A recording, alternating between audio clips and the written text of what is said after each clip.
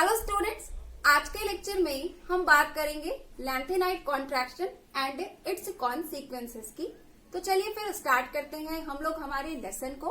और सबसे पहले बात करते हैं लैंथेनाइट कॉन्ट्रैक्शन के डेफिनेशन की। देखिए, होता क्या है कि जब भी हम लोग किसी लैंथेनाइट सीरीज में लेफ्ट से राइट की तरफ जाते हैं, यानी कि लैंथेनम से ल्यूटेशियम की तरफ जाते हैं, तो हमें ये देखने को मिलता है कि लेफ्ट से राइट की तरफ जाने पर लैंथेनाइट्स का साइज जो है वो डिक्रीज होता जाता है।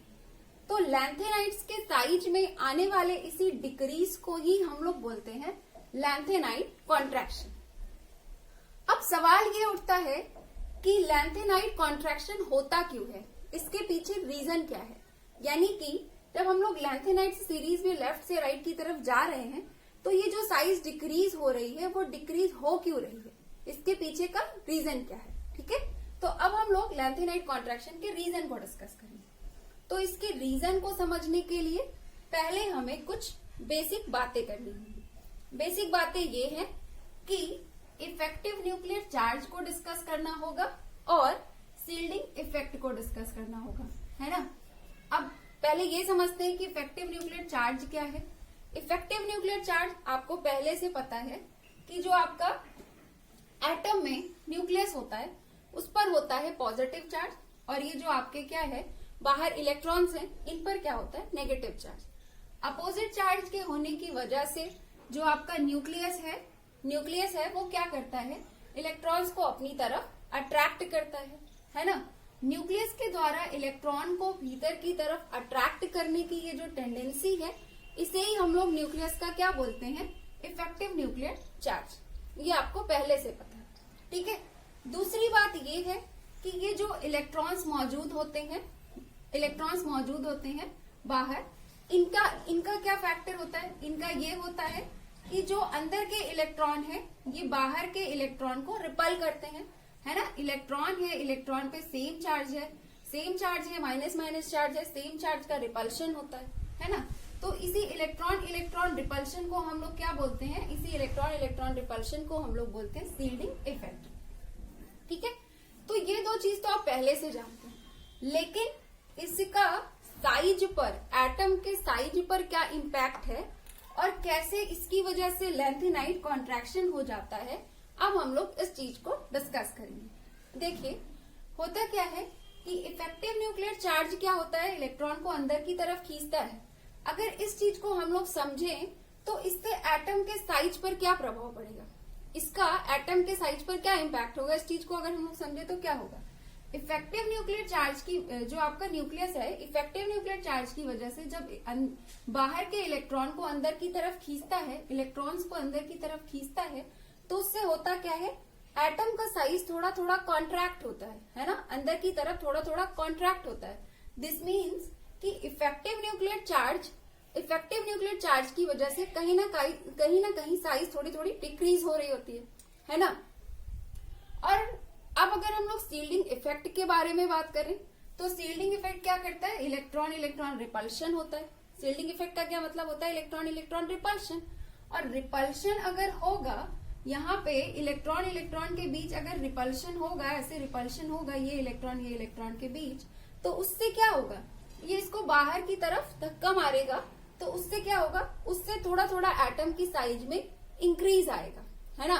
तो ये वाला फैक्टर क्या करता है, ये कहीं ना कहीं एटम के साइज को डिक्रीज करने का काम कर रहा होता है, ये इंक्रीज करने का काम कर रहा होता है ना। अगर किसी एटम के केस में ऐसा हो जाए कि दोनों इफेक्ट इक्वल लगे, दोनों इफेक्ट एकदम बराबर से लगे, तब तो एटम का साइज पे कोई फर्क नहीं पड़ेगा, जैसा जितना रहना चाहिए उतना ही रहेगा, है ना। लेकिन अगर बाई चांस किसी एटम के केस में ऐसा हो जाए कि इफेक्टिव न्यूक्लियर चार्ज डोमिनेट कर जाए सील्डिंग इफेक्ट में, तो उस वक्त क्या होगा, एटम की साइज पे, एटम की साइज जो है वो डिक्रीज कर जाएगी, है ना। मेरा ये कहना है कि बाई चांस किसी एटम के केस में ऐसा हो कि सील्डिंग इफेक्ट पुअर हो जाए, सील्डिंग इफेक्ट अच्छे से काम ना करे और इफेक्टिव न्यूक्लियर चार्ज बिल्कुल प्रॉपर वे में काम करे, तो उस केस में क्या होगा, उस केस में effective nuclear charge shielding effect पर डोमिनेट कर जाएगा और इफेक्टिव न्यूक्लियर चार्ज के ज्यादा लगने की वजह से एटम का साइज जो है वो डिक्रीज हो जाएगा। ठीक है, तो यही काम आपके लैंथेनाइड्स सीरीज में होता है। देखिए लैंथेनाइड सीरीज में क्या होता है और क्यों होता है। देखिए अगर हम लोग लैंथेनाइड्स की बात करें तो इनका लास्ट इलेक्ट्रॉन कहां पर जाता है, इनके 4f सबसेल में जाता है। लास्ट इलेक्ट्रॉन इसमें कहा जाता है, इनके 4f सबसेल में जाता है। ठीक है, अब 4f सबसेल में इनका लास्ट इलेक्ट्रॉन जाता है। अब अगर हम लोग f सबसेल के बारे में बात करें तो f सबसेल का जो शेप होता है बहुत ही पिक्यूलियर शेप होता है। शेप इसका पिक्यूलियर होता है और f सबसेल की साइज भी बड़ी बड़ी होती है। तो f सबसेल के साइज के बड़े होने की वजह से, उनके शेप के पिक्यूलियर होने की वजह से जो इलेक्ट्रॉन 4f सबसेल में रहते हैं वो इलेक्ट्रॉन जो होते हैं वो पुअर शील्डिंग इफेक्ट शो करते हैं। यानी कि इनके बाहर के सेल में जो इलेक्ट्रॉन मौजूद हैं वो इनको रिपल नहीं कर पाते। 4f सबसेल में यानी कि एंटी पेनल्टीमेट सबसेल में जो इलेक्ट्रॉन रहते हैं वो क्या करते हैं, बाहर के इलेक्ट्रॉन को प्रॉपर तरीके से सील्ड नहीं कर पाते, प्रॉपर तरीके से रिपल नहीं कर पाते। ठीक है, इसी वजह से लैंथेनाइड्स के केस में सील्डिंग इफेक्ट बहुत पुअर हो जाता है और इफेक्टिव न्यूक्लियर चार्ज जो है वो क्या करता है, डोमिनेट कर जाता है। और इफेक्टिव न्यूक्लियर चार्ज के डोमिनेट होने की वजह से लैंथेनाइड्स सीरीज में लैंथेनाइड कॉन्ट्रैक्शन होता है। अगर आप लोग इसे थोड़ा कम शब्दों में बोलना चाहें तो आप ये कह सकते हैं कि लैंथेनाइड कॉन्ट्रैक्शन के होने के पीछे का रीजन होता है इफेक्टिव न्यूक्लियर चार्ज का बढ़ना और इफेक्टिव न्यूक्लियर चार्ज का बढ़ना और सील्डिंग इफेक्ट का पुअर होना। ठीक है, लैंथेनाइड्स के केस में सील्डिंग इफेक्ट का पुअर होना। और इनके केस में सील्डिंग इफेक्ट पुअर क्यों होता है, क्योंकि इनमें लास्ट इलेक्ट्रॉन 4f सबसेल में जाता है और इनका जो f सबसेल होता है उसका शेप पिक्यूलियर होता है, उसकी साइज बड़ी होती है। इसीलिए उस सबसेल में मौजूद जो इलेक्ट्रॉन होते हैं वो क्या करते हैं, वो बाहर के इलेक्ट्रॉन को रिपल नहीं कर पाते हैं। ठीक है, तो ये तो बात हो गई लैंथेनाइड कॉन्ट्रैक्शन की और लैंथेनाइड कॉन्ट्रैक्शन के रीजन की। अब हम लोग बात करेंगे लैंथेनाइड कॉन्ट्रैक्शन की वजह से होने वाले कॉन्सिक्वेंस की, यानी कि लैंथेनाइड कॉन्ट्रैक्शन के इम्पैक्ट की। ठीक है, तो अब मैं आपको बता दूं इसका कॉन्सिक्वेंस क्या है। लैंथेनाइड कॉन्ट्रैक्शन होने की वजह से जो आपके 4d सीरीज के एलिमेंट्स हैं और 5d सीरीज के एलिमेंट्स हैं, इनका साइज जो है वो आपस में अप्रोक्सीमेटली इक्वल होता है। तो अब आप लोग सोच रहे होंगे कि लैंथेनाइड्स तो f ब्लॉक एलिमेंट्स हैं और lanthanide contraction f block elements में हो रहा है, तो उसकी वजह से d ब्लॉक का एलिमेंट कैसे, d ब्लॉक के एलिमेंट्स का साइज आपस में इक्वल कैसे हो जाएगा, 4d सीरीज और 5d सीरीज के एलिमेंट्स का साइज आपस में अप्रोक्सीमेटली कैसे इक्वल हो जाएगा, है ना। तो अब मैं आपको इसका भी रीजन बताती हूँ कि ऐसा क्यों होता है। समझिएगा ध्यान से, देखिए अगर हम लोग लैंथेनाइड्स की बात करें, अगर हम लोग लैंथेनाइड्स के पेरियोडिक पोजीशन की बात करें, देखिए हम लोग बचपन से क्या करते हैं, बचपन से हम लोग पेरियोडिक टेबल देखते हैं तो हम लोगों को क्या लगता है कि पेरियोडिक टेबल में इधर S ब्लॉक है, उधर P ब्लॉक है, बीच में D ब्लॉक है और सबसे नीचे F ब्लॉक है।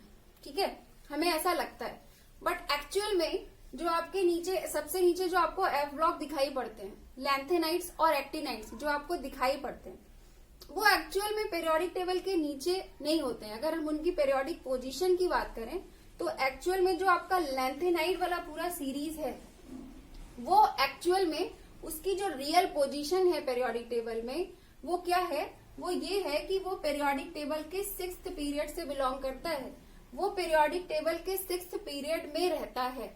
बस फर्क ये है कि उसको पेरियोडिक टेबल के नीचे इसलिए बना के दिखा दिया जाता है या फिर इसलिए रख दिया जाता है ताकि पेरियोडिक टेबल की ब्यूटी मेंटेन रहे, उसकी सिमेट्री मेंटेन रहे, पेरियोडिक टेबल देखने में अच्छी लगे। सिर्फ और सिर्फ पेरियोडिक टेबल की सिमेट्री मेंटेन रखने के लिए लैंथेनाइड्स और एक्टिनाइड्स को नीचे दिखा दिया जाता है अलग से। बट एक्चुअल में जो लैंथेनाइट की पोजीशन होती है पीरियोडिक टेबल में, वो क्या होती है, पीरियोडिक टेबल का 6th पीरियड होता है, 6वां पीरियड। ठीक है, 7 पीरियड्स होते हैं, 7 पीरियड्स में 6 पीरियड से आपका बिलोंग करता है लैंथेनाइट। और लैंथेनाइट के ठीक नीचे जो आपका एक्टिनाइट होता है वो पीरियोडिक टेबल के 7th पीरियड से बिलोंग करता है। खैर, हम लोग वापस अपने टॉपिक पे आते हैं। तो क्या है, लैंथेनाइट की पीरियोडिक पोजीशन क्या है, 6th पीरियड। पीरियोडिक टेबल का 6th पीरियड में होता है लैंथेनाइट। यानी कि अगर हम लोग 6th पीरियड को देखें जाकर के पीरियोडिक टेबल में, तो आपको ये दिखाई पड़ेगा कि 6th पीरियड में पहले आपको इस तरह दिखाता है कि एटॉमिक नंबर 57 to 71 लैंथेनाइट का पोजीशन ये है, 6th पीरियड है जिसे हमने नीचे बनाया हुआ है। बाकी उसके बाद उसके आगे के जो एलिमेंट्स उसमें मौजूद होते हैं वो क्या होते हैं, वो आपके डी ब्लॉक एलिमेंट्स होते हैं, यानी कि 5D सीरीज के एलिमेंट्स होते हैं। ठीक है, तो अब समझिएगा, चूंकि लैंथेनाइट्स जो है वो आपके पीरियोडिक टेबल के 6th पीरियड से बिलोंग करते हैं। ठीक है, यहां से बिलोंग करते हैं। अब अगर इनमें पुअर शील्डिंग इफेक्ट लग रहा है 4f ऑर्बिटल में इलेक्ट्रॉन की मौजूदगी की वजह से, तो वो लैंथेनाइट कॉन्ट्रैक्शन इनमें भी तो काम कर रहा होगा। ये सब सेम पोजीशन पे ही तो है, मतलब पीरियोडिक टेबल के सेम पीरियड में ही तो है। ठीक है, जस्ट इसका ये जो 5D सीरीज के एलिमेंट्स हैं, ये क्या है, ये आपके लैंथेनाइट्स के एडजेसेंट ही तो है। इनमें भी तो 4f ऑर्बिटल पाया जाएगा और इनमें भी तो 4f ऑर्बिटल में इलेक्ट्रॉन होंगे। तो यहाँ भी तो पुअर शील्डिंग इफेक्ट लग रहा होगा और यहाँ पे भी पुअर शील्डिंग इफेक्ट लग रहा होगा। यहाँ पे भी हाईली इफेक्टिव न्यूक्लियर चार्ज लग रहा होगा और यहाँ पे भी तो लैंथेनाइट कॉन्ट्रैक्शन काम करेगा, है ना। तो अब समझिएगा, 5D सीरीज के एलिमेंट्स में भी लैंथेनाइट कॉन्ट्रैक्शन काम कर रहा होता है। इनकी भी जो आप क्या बोलते हैं, इनका भी शील्डिंग इफेक्ट जो है वो पुअर होता है और इफेक्टिव न्यूक्लियर चार्ज इनके केस में भी डोमिनेट करता है। तो उस वजह से इनकी भी साइज जो होती है वो डिक्रीज होती है और लेफ्ट टू राइट और भी ज्यादा डिक्रीज होती चली जाती है। ठीक है, तो ओवरऑल मैं ये कहना चाहती हूँ कि 5D सीरीज के जो एलिमेंट्स होते हैं इनका शील्डिंग इफेक्ट पुअर होता है और इफेक्टिव न्यूक्लियर चार्ज इनमें डोमिनेट करता है, तो इस वजह से इनकी साइज भी डिक्रीज हो जाती है। अब इनकी साइज इतनी डिक्रीज हो जाती है कि इनकी साइज 4D सीरीज के अप्रोक्सीमेटली इक्वल रह जाती है। वैसे तो हम लोग क्या करते हैं, वैसे तो हम लोग हमेशा ये पढ़ते आए हैं कि जब भी हम लोग पीरियोडिक टेबल में टॉप से बॉटम की तरफ जाते हैं, एलिमेंट का साइज जो होता है वो इंक्रीज होता जाता है ना। तो उस तरह से तो यहाँ पे भी होना चाहिए था। जब हम लोग 5th पीरियड से 6th पीरियड की तरफ आते, फ्रॉम टॉप टू बॉटम आते, तो एलिमेंट का साइज डिक्रीज होना चाहिए था, एलिमेंट का साइज इंक्रीज होना चाहिए था। हम लोग हमेशा से ऐसे पढ़ते हैं कि जब भी हम लोग पीरियोडिक टेबल में टॉप से बॉटम की तरफ आते हैं, एलिमेंट का साइज क्या होता है, इंक्रीज होता है। लेकिन यहाँ पे क्या हो रहा है, यहाँ पे चूंकि 5D सीरीज के एलिमेंट्स में पुअर शील्डिंग इफेक्ट लग रहा है, लैंथेनाइट कॉन्ट्रैक्शन लग रहा है, इस वजह से 5D सीरीज के एलिमेंट का साइज इंक्रीज नहीं हो पाता है। इसका साइज जो है वो 4D सीरीज के अप्रोक्सीमेटली इक्वल रह जाता है। ठीक है, तो आई थिंक अभी आप लोगों को लैंथेनाइट कॉन्ट्रैक्शन का इम्पैक्ट यानी कि इसका कॉन्सिक्वेंस समझ में आ गया होगा। ओके, अब देखिए यहाँ से क्वेश्चन कैसे बनता है। क्वेश्चन आपका यही वाला बनता है, सबसे ज्यादा इंपॉर्टेंट क्वेश्चन ये वाला है। आपसे पूछा जाता है कि जर्कोनियम एंड हाफेनियम का साइज अप्रोक्सीमेटली इक्वल क्यों होता है। ये देखिए, जर्कोनियम एंड हाफेनियम, ये आपका जर्कोनियम 4D सीरीज से है और हाफेनियम आपका 5D सीरीज से है। नायोबियम एंड टैंटलम का साइज अप्रोक्सीमेटली इक्वल क्यों होता है। मॉलिब्डेनम और टंगस्टन का साइज अप्रोक्सीमेटली इक्वल क्यों होता है, लैंथेनाइट कॉन्ट्रैक्शन की वजह से होता है। लैंथेनाइट कॉन्ट्रैक्शन की वजह से 5D सीरीज के एलिमेंट्स का जो शील्डिंग इफेक्ट है वो पुअर रह जाता है। पुअर रह जाने की वजह से इसकी साइज इंक्रीज नहीं हो पाती। इसी वजह से टॉप से बॉटम के आने पर भी, मतलब 4D सीरीज से 5D सीरीज पर आने पर भी, या फिर ये कह लीजिए 5th पीरियड से 6th पीरियड पे आने पर भी साइज इंक्रीज नहीं होती बल्कि अप्रोक्सीमेटली इक्वल रह जाती है।